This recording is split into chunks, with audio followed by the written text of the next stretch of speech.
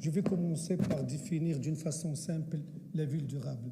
C'est une ville où les habitants vivent en paix entre eux et en harmonie avec leur environnement. Et c'est-à-dire, la ville assure l'essentiel des services avec équité à l'ensemble de sa population, qu'il s'agit du travail, qu'il s'agit d'habitat, qu'il s'agit de loisirs. Et bien sûr, le transport, le déplacement des personnes et des marchandises dans des conditions appropriées, propres, ponctuelles et rapides. L'état de nos transports en commun. Regardez nos villes, nos transports en commun, hélas, ne sont pas bien connectés, ne sont pas ponctuels, ne sont pas rapides.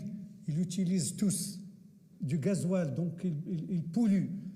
Donc, ce qui pousse les habitants à utiliser leurs propres moyens de transport, leurs voitures.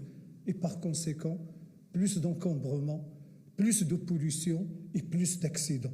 Ça, pour résumer, pour le premier point. Le deuxième point, la non-coordination en même temps, avec synchronisation entre l'aménagement du territoire et le plan de déplacement urbain. Regardez nos villes, ils sont étalés d'une façon incontrôlée.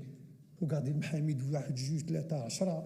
Il y a vraiment ce qui multiplie les déplacements, ce qui encombre nos routes. Quand on planifie, par exemple, une zone industrielle ou d'habitat, on ne pense pas en même temps à comment minimiser les déplacements de ces gens-là. Cette approche écosystémique pour qu'on puisse vraiment voir la durabilité à travers les différents domaines et à travers les différentes actions menées par les différents acteurs. Le schéma national de l'aménagement urbain, il y a aussi le projet du schéma régional de l'aménagement du territoire porté par la région, le projet du schéma directeur d'aménagement urbain, les documents d'urbanisme, les stratégies de planification urbaine et les études élaborées par l'ensemble des départements ministériels qui ont mis le point sur la durabilité et qui ont permis de donner des orientations afin de faire de Marrakech une ville durable de demain. Et parmi les piliers, je citerai en premier lieu la richesse patrimoniale et culturelle de la ville de Marrakech. Le deuxième pilier, c'est la maîtrise de l'étalement urbain. Et cette maîtrise de l'étalement urbain ne peut être faite qu'à travers la préservation des ressources naturelles et la préservation des ressources foncières, ainsi que le développement des centres satellites autour de cette métropole. Aujourd'hui, même le projet SRAT, porté par la région de Marrakech-Safi, il a donné des orientations d'appuyer cette métropole par le développement des centres satellites et par le développement des centres d'appui afin de limiter l'étalement urbain sur des communes rurales qui ont une richesse agricole importante. Comment la durabilité aussi nous interpelle sur le patrimoine. Marrakech représente, c'est un point de convergence de plusieurs programmes de la Fondation.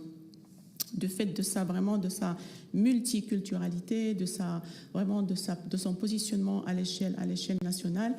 Et je peux dire que les nombreuses activités de la Fondation s'inscrivent dans vraiment différents domaines, soit liés à la préservation de la biodiversité, aux ressources naturelles, à l'action en faveur du climat ou encore l'éducation au développement durable. Et tous ces domaines-là, ils contribuent vraiment à la préservation du patrimoine culturel, écologique, historique de la Palmeraie de la ville de Marrakech et accompagne sa transition de la ville vers une ville durable.